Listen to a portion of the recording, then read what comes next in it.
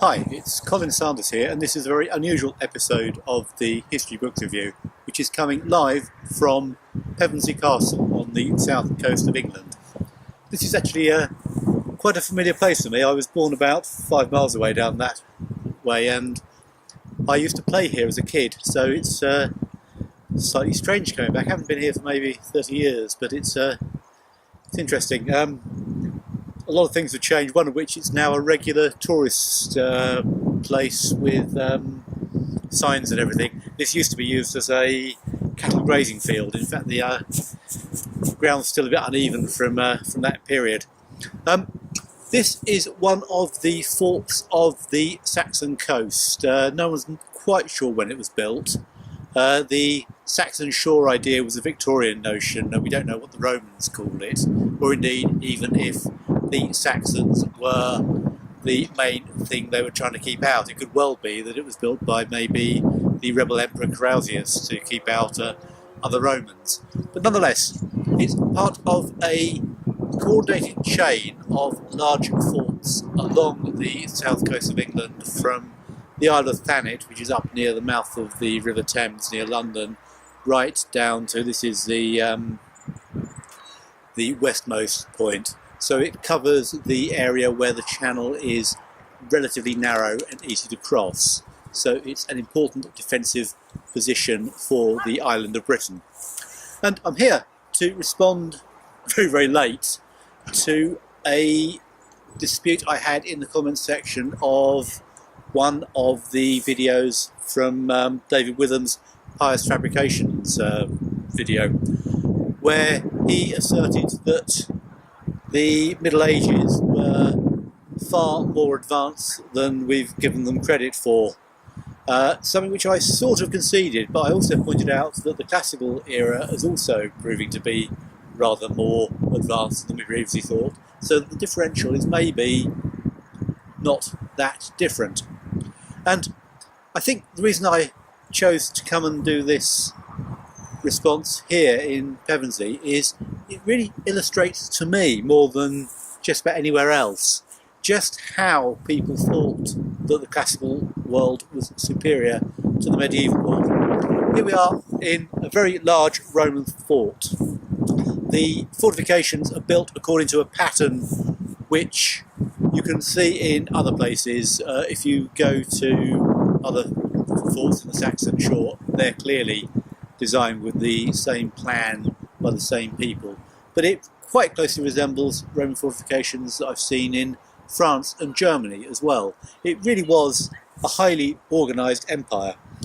Recent excavations just down the road where I was on business earlier today in Hastings have revealed that on the hills over the modern town of Hastings there was a huge industrial complex forging iron and presumably manufacturing items for use in the Roman army and navy. Quite likely the navy, because being by the coast, being part of this Saxon shore fortifications, it was probably all part of a coordinated, organised defensive system. The other thing about it is just the huge size of it. It's massive. If you imagine this full of people, it would easily have, let's see, I could see a couple of thousand people being stationed here without any difficulty at all. The technology is impressive. The walls are spaced with large towers which jut out into the space outside the fort, so that anybody attacking it would have had to not only get over the walls and fight the men inside, presumably there would have been missiles raised up shooting down on them. It would have been a pretty serious undertaking to attack it. And the interesting thing is that some 500 years after the fall of Roman Britain, the Normans turned up and attacked Britain and conquered it via this part of the coast. As I say, Hastings is famous for the Battle of Hastings. That took place about 15 or 16 miles in that direction, north of Hastings.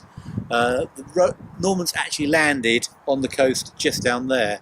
It's now called Norman's Bay, and this was one of the first positions they defended against counterattack by the English, and they later built a large, by their standards, castle here on this key military position. And compared to the Roman one, it is tiny. It's perhaps rather better designed, but the whole scale of the operation is completely different. There are other Norman forts in this part of the country. There's one I'll be going past later on the way home in Bamber. Each one of them has its own idiosyncratic style. They're obviously designed and built by people who are getting their own bespoke castle made to their own instructions by their own craftsmen. Very, very different organisation, and you see it in the scale, in the architecture. And this is what Europe would have looked like during the period of the Enlightenment. I think David Withun's motivation is that he's not perhaps 100% keen on the achievements of the Enlightenment. And that's obviously his personal value judgment, one I wouldn't agree with.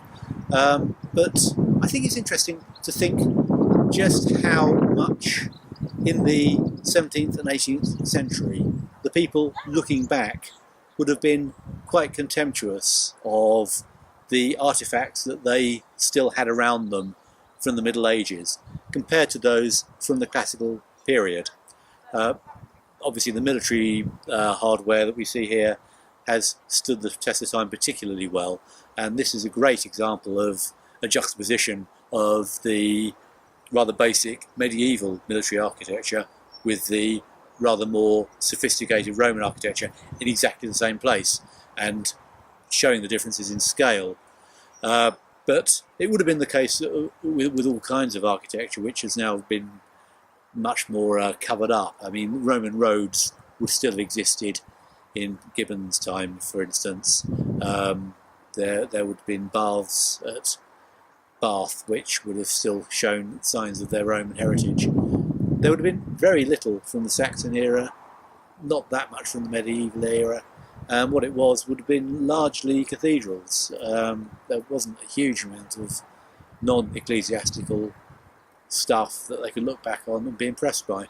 And I just think it's just interesting that now we've become perhaps more distant from the physical manifestations of it, that it's easier for us to be more sort of intellectual and abstract about it and think that, well, the Middle Ages weren't that bad because they had Duns Scotus and sort of scientific thinkers who were perhaps a bit more advanced for their time, and forget that the physical culture of the Middle Ages, compared with that of the classical period, was basically a bit rubbish.